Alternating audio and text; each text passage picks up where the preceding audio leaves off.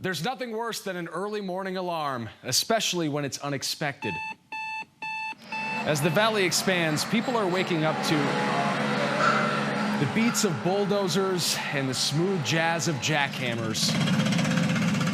In fact, there have been 69 after-hours construction noise complaints already this year. Let's make it 70. So how early are construction crews allowed to start working? The answer might surprise you, and it might be changing soon.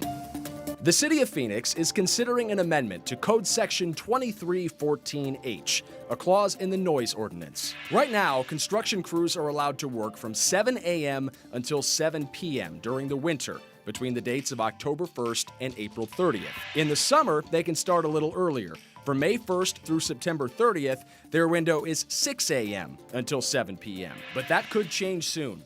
The Planning and Development Committee is drafting a text amendment to that ordinance, extending the hours from 5 a.m. until 7 p.m. on non-holiday weekdays year-round. There's no formal proposal in place yet. The city wants your feedback before making a change, so email either of the addresses you see on your screen if you'd like to weigh in.